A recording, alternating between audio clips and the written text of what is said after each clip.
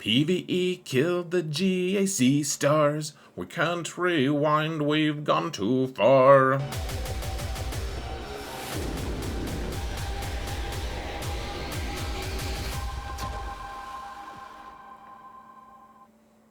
Whoa, it's madness. Hello everyone, and welcome to another episode of Xerath Prevails. Today I want to talk about why GAC is a little more important, maybe much more important, than we had previously discussed, because it's true to some degree that it's less important, and it's more important. There's a whole thing about it, folks. Maybe we should bend our minds a little, or maybe you guys already know it. You probably do. Most of you are geniuses. At least you are if you're a patron of mine. Thank you guys so much for all your support. Really appreciate every single one of you. Thank you so much for everything. Truly, guys. Couldn't do this without you. And just a reminder, folks, if you want to support this channel for free, all you've got to do is hit that thumbs up button, like, subscribe, comment. You could be a genius too. The GAC and PvE have not killed the algorithm stars, which is something you could be if that is somehow appealing to you. So I was originally just going to make this one slide and say, hey, we're going to update my smaller account, show you guys what I'm doing and why I'm doing it. And what I realized is this account is a really great example of why GAC is very important for an account, not just a hobby. And so let's jump into it, folks. Let's jump into this discussion on an even bigger level. So I know that I've been making, these are a couple slides. I probably have a few other ones that just say, hey, their hobby game mode is GAC, because on a Kyber level, or if you're just static, if you're just swimming around in the same GAC ocean, in the same league, in the same place for the most part, you're getting the same crystal income. And so, trying to advance can be pretty scary, it can be pretty difficult, and therefore, you're getting the same crystal income. The harder you try, eventually you're going to get knocked down and beat down, and they're going to steal your lunch money, and it's going to feel bad. And I understand why that feels bad. I understand that mentality. I think that maybe it's a little bit misconstrued, however. And so the thing is, yeah, like I said, mostly that's what I was just talking about on this slide. There's math involved. I'm going to try to dumb it down as much as I can, because I need that too, folks. I'm a little dumb myself. So, so my Prevail Man account, my 5 million GP account that has no Galactic Legends at all, is just about to promote from Chromium 1 into Erodium 4, because the 1s and 5s in each league, except for Kyber 1, all the other ones are staging grounds to be promoted or demoted if you're in them at the end of the season. And so my Prevail Man account, I believe, will be in Erodium 2 because of in Erodium 4 because of the way that it is. But also, I'm pretty sure that's how it works. After you win your 8th match and get into the Chromium 1, I don't think even if you lose you can get out. So anyways, we'll find out pretty soon, one way or another though. In Chromium 2, the 28-day crystal income, because that's how GAC operates, it's on a 28-day cycle, so we're not going to go by month. Your 28-day crystal income is 4,300, essentially, 4,300, and if you go into Erodium 4, then it goes up by about 1,000 per 28 days. And that doesn't include, so what it doesn't include are how much you earn for your wins, or how much you get for your weekly payout. This is not trying to show, this is exactly how much you win from GAC, and I don't want to mess with ranges because that gets to be a mess, and like I said, I'm kind of dumb and I don't want to have to deal with it. But the fact is, going from Chromium 2 to Erodium 4, I stand to make about 1,000 more crystals for this coming GAC season, which is pretty great, especially if you're a free-to-play player, which this account is close to free-to-play. It's not quite free-to-play, but it's close to it. $10 a month, and I also only log in once a day, so it's kind of a messy account. But yeah, 1,000 crystals make a pretty big difference. And the gap to go into Kyber 4, which I realize it's harder to get into Kyber 4 as well, but if you get into Kyber 4, then you get another 2,000 on top of that. So going from Chromium 2 to Kyber 4, which I realize is a very challenging prospect. It's not going to be done overnight. It's still like it's over 3,000 crystals that you earn per month. And that's not like if you look at the disparity between per round rewards, if you win in Erodium 4, you get 430. If you lose in Erodium or in Chromium 2, you only get 320. That's just for a win, you get 100 crystals. When you get to Kyber, it's in the 800, 700, 800, 900. It's a crazy amount of crystals that you get for that. It just rains crystals once you get into Kyber 4. So of course you want to get into Kyber if you can. That should be your goal, because you get way more crystals, and those crystals do a lot of things for your account. Now, one of the big misconceptions is that you can't get into the bigger accounts or into the bigger leagues because you don't have a lot of Galactic Legends. Now, Galactic Legends are overtly powerful, and they're gatekeepers for a lot of things. Of course, it's difficult to advance without Galactic Legends, but you don't need them necessarily. If you want to play my style of game, a lot of it, at least my smaller 2 accounts, and even my bigger account, I just do off-meta counters as much as I can, and then I leave my GLs on defense. You don't have to have GLs on defense to win, though. The other secret is there's a lot of really bad players out there that you can outplay. If you're watching a GAC video or a Xerath Prevails video on YouTube, you're probably better than 90% of the players out there playing the game right now, at least. Maybe you're probably better than I am on some levels, at least. But my middle account, guys, now it's starting to get more GP and stuff. It's been around for a few years, but even 2 years ago, at least, I've been in Kyber 2. Once I got into Kyber 2, I haven't left it. I got into Kyber 2 a couple matches into when they reset all of the GAC stuff, and I just stayed in Kyber 2. I went into Kyber 1 for a little bit. One time I intentionally went to Kyber 3, but otherwise I've been swimming around in Kyber 2 for a long time. Even with the squish, pushing really good players and huge accounts into Kyber 2, have not involuntarily been pushed out of it. And I only have 3 Galactic Legends. Only 3, and I put one of them on defense. I put Jabba on defense when I unlocked him. So you don't have to have a really big account. What you need is an effective roster to be able to do it, guys. And so how do we get there? How do we get to this place? You need fleet dominance. What I've noticed in Chromium and Erodium, you have to have good fleets. That is really important. You can't just ignore it, or you can, but you're going to really struggle on it. You need to be able to beat all the Galactic Legends. If you want to get into Kyber, you need to some way, either your own Galactic Legends or off-meta counters.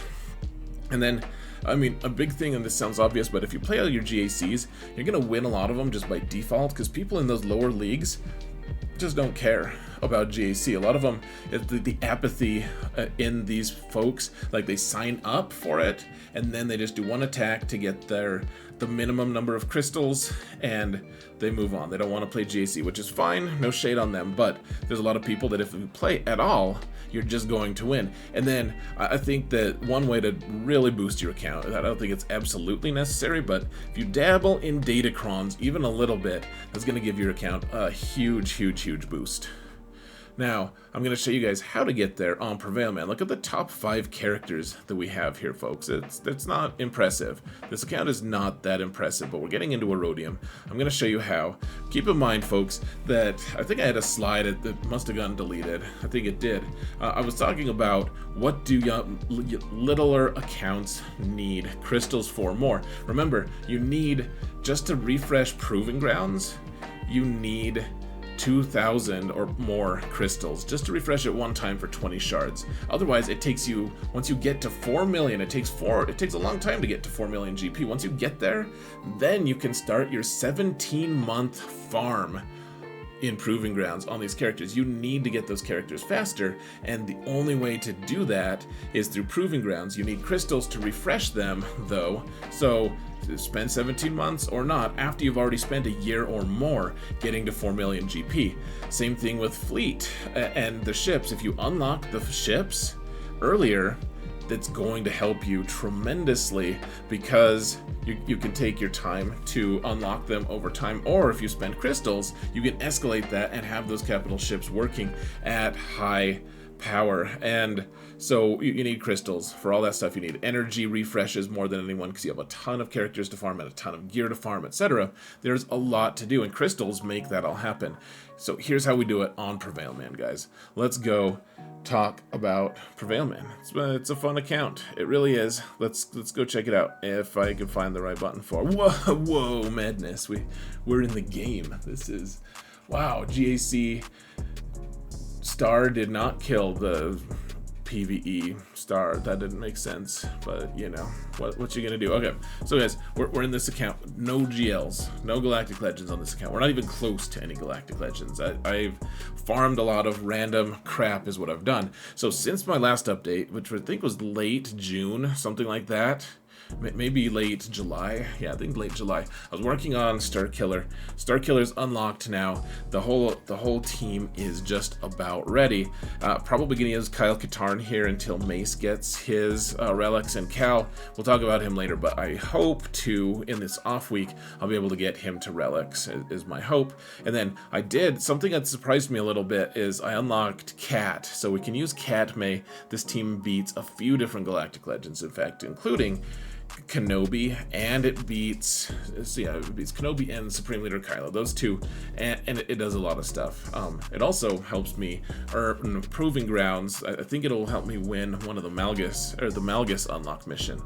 We'll see if that is true. And then I also unlocked BB-8, which is not that important. She's not a really central part of my plan, except for just one little piece of it. But yeah, so I got a couple good off-meta things unlocked, and then let me show you, before I show you all my current projects, let me show you my off-meta goals, things that I have or that I'm working on that can kill. We need to kill all the Galactic Legends, right? We need to be able to do that. If we're going to be in Erodium, people are going to put Galactic Legends of all shapes and sizes down. How can I actually compete with people who don't have Galactic Legends? Now, to be clear, as well, I don't think the Galactic Legends are bad. You shouldn't just be not chasing them. I do think that there's a certain degree of, okay, we should plan around them, but we should also get a lot of teams that can do a lot of things for us in game. Because if you put a ton of effort into your first order, for instance, and you're like, yes, I put all my effort in, I unlock Supreme Leader Kylo, and then you have a Galactic Challenge that requires Jedi. Hux is not a Jedi. I don't know if you realize that, but he's not. Not even OG Kylo. None of them are. That doesn't help you. If you have a more robust roster with a ton of different smaller teams that are maybe less effective than a Galactic Legend, then you're going to have a diverse and more powerful roster. And so, farming all these requirements, some of the requirements are going to be great. If you farm some of these teams, what we want to do really is get much overlap around these things as possible. So we have Wampa, that's a Jedi Master or Jedi Knight Luke requirement. He kills the Eternal Emperor under some circumstances. So we have this one will kill, Starkiller kills Rey, it kills Jedi Master Luke, Supreme Leader Kylo, say the Eternal Emperor. It'll also sometimes even kill Jabba in the right circumstances. It's a powerhouse team. This is why we wanted to farm it. Very, very strong. Cal will eventually be replaced, but he'll be, because he needs to go into this Malicos team. I don't know what Malicos is going to do. You see, I have 135 shards here. I'm right on target to unlock him in 6 months. I know it's ridiculous sounding, but we'll be able to unlock him in 6 months, which is way better. To get the new awesome character this early is going to be amazing, and we need time to work on the rest of his squad anyways, but they'll be able to, I think this will be able to counter a lot of teams, especially once we get Maul unlocked, which is going to take several months as well. So this Dash team, it already kills Jedi Master Luke. Maybe put some more gear on him to be more consistent. Lord Vader, if we get Beskar Mando and Fennec Shand, which are both requirements. This guy is for the Executor build, and Fennec is for Jabba. And once we get this team done, then we'll be able to counter at least some versions of Lord Vader, especially the versions that we're going to see in Erodium and Chromium, I believe. So Supreme Leader Kylo gets beat by a good Jedi team. Of course, we don't have Jedi Luke unlocked, we don't have Jedi Knight Cal, so we need to be working toward that. But this is going to counter, I think it counters more. I mean, I used a Jedi team recently with Datacrons, sure, but with the Jedi Calcron, I beat a Jedi Kenobi team. It's pretty awesome. You can watch the video. In fact, it's just one or two behind this one. Let's see. So we talked about Katme. This one beats the meta, guys. Let's see. I know that it takes C-3PO, so our CLS squad is maybe a little bit reduced, but in those instances, probably worthwhile. Our Night Sisters, once I get Marin to 7 stars, especially, we'll be able to beat Jabba more often. But yeah, this is a good Jabba counter. And then, of course, General Grievous, we're going to be able to beat Jedi Master Luke and Sith Eternal. So a lot of different teams that we're going to need to be working on. So how do we do that? Like, what are our current projects then? So first off, I'm farming the shards for Hutt Cartel characters. Embo is about, I just started working on him. He's one of those stretch goals that is like, well, if we don't work on him right now, I can just wait a little bit. The goal is, of course, is to layer as many of our farms as possible. So hopefully we can use this General Skywalker team. So over time, I'll show you guys what the plan is for them, but over time I've been putting a little bit of gear on them. And oh, you can see I just bought a couple shards so I could upgrade him to 6-star. I'll do that eventually, but you can use him in Proving Grounds to at least unlock Ben shards, and I think someone was telling me Malgus, but I haven't seen the video of it. I'm a little skeptical. So Jedi Cal requirements. I know a lot of people don't like those non-accelerated farms, but I think Jedi Cal is going to be really strong, at least for the off-meta stuff, not to mention other goals such as unlocking Zepho and stuff. Now, we do have this Emperor Palpatine squad here, with Starkiller Squad. The original version is going to have Cal. However, Cal's going to be replaced. He's going to go onto a Malicos team. And so the next version is, I don't want to work on Visas Mar, guys. I don't want to work on Visas Mar. She's just not that good. I'll eventually unlock her, yes, and hopefully I'll never have to farm her, or never have to gear her. Instead, why don't we work on a character that is, she requires 0 Chirotech until you get to gear 12. Does get Jedi Training Rey as the Ufu here, because she's useful other places. She's an unlocked character for a couple Galactic Legends, and she fits in right in with the Starkiller Squad. And so we may as well, for Jedi Training Rey requirements, I'm working right now on getting the Veterans farm. They're only on 1 node in Cantina, which is fancy.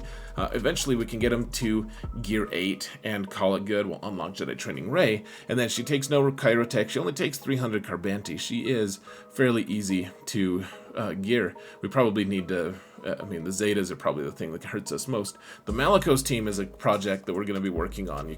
You can see we're working on it. Jedi Master Luke, Killer team. This one, we just need a couple characters. Lord Vader counter, a couple characters. Phoenix is another team we need to be working on at some point, someday. Who knows when that's going to happen. We need an Executor to be farmed. I only have a few characters. I think I need 6 total to unlock Executor. I only need 6 characters to unlock Profundity. We need Jedi Knight Luke in order to unlock that cool Jedi team, and we need him for Jabba anyways, and for Jedi Master Luke, and a lot of them for Galactic Legend Leia. Imperial Remnant are coming in several months, of course, because we're getting Beskar Gideon as far as we know. And then my guild is slowly working on, like, I already have a third of Riva done. So yeah, my Inquisition are totally awful. I need to be farming them. And then somehow people are telling me I need to work on Savage. I just don't think it's gonna work. And then modding projects, you guys don't need to see that. So and anyways, we've got all these different projects here, guys. It's too many projects, obviously. So what are we looking at? So, like, Executor unlock requirements. I mean, I don't think we need Beskar precisely. We have Razor Crest done, but we need relics for that team to actually be competitive and good. Profundity here. We need 6 characters. Yes, they need more gear than all the rest, but they don't necessarily. fairly close to this bunch, to be honest, especially because a lot of them don't require Chirotech. So the idea is I'm breaking it down, guys, layering my farms. So we really need to prioritize getting Baby Cal ready for Starkiller. We really need him relicked so we can use Datacrons there. We can get Gear 8 on the Jedi Training Ray requirements. The biggest crunch for me there are credits. I don't have enough credits to do it. And then probably 1 month out, we'll work on Executor requirements because I'm closer to them than anyone else. You know, I had 6 characters here, and hey, look at that. We already have Fennec most of the way done. We may as well work on Fennec and Bando. And this, I mean, this should be about what we can do in a month. We'll see. But then we can unlock Executor and we can start working on that really long farm. Hopefully we can buy our way into 5 stars as quickly as we can, etc. 2 months out, I'll have my gas farm done. I'm getting about 50 shards per month at the rate that I'm farming him. So hopefully we can get this squad done. I've been throwing little bit, like, none of these characters require Chirotech besides General Skywalker. The rest of them are old enough that they don't require Chirotech to get to Gear 12. Jedi Training Ray will be unlocked. We can work on her for the Starkiller team, and then we can just work on however many of the profundity requirements that we need, because I want to get 2 really good ships as quickly as possible. So hopefully on that 3rd month out, I can have profundity done, and we'll have profundity 4-star, Executor 4-star, but we'll have decent fleets at that point. We can have dominant fleets and stay in Erodium. That by that point, hopefully, I'll have the Malicos team unlocked. We've already spent 2 months. Another 3 months from now, we'll be pretty dang close to having everyone done. The other 2 characters from the Jedi Master Luke, I wouldn't be surprised if I'd found the gear to make them Gear 12 before we get to this point, and then we can start working on Jedi Knight Luke requirements, which is going to lead us into Jabba or whatever other farms. We only need 4 more characters for Jedi Knight Luke, and then hopefully by now we're done farming Cal requirements. We can start really focusing on Inquisition farming at the very least.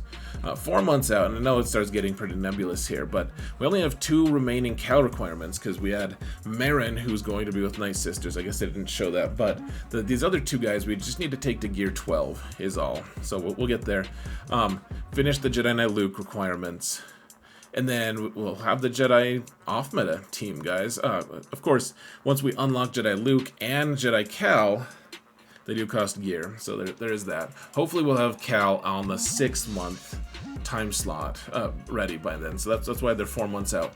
In 5 months, then we have to make a choice. Are we gonna go for Jabba? Are we gonna go for GL Leia? Because we have the 2 good meta fleets that we need to be able to dominate in fleet and in arena. We need more crystals in arena, or in fleet arena as well. So we've got Jabba or potentially Galactic Legend Leia. We'll have to make a choice. We can defer it for a little bit because they have so much good overlap, and I've already been working like on Fennec is for Jabba. Jedi Knight Luke, like I said, has a lot of overlap, etc.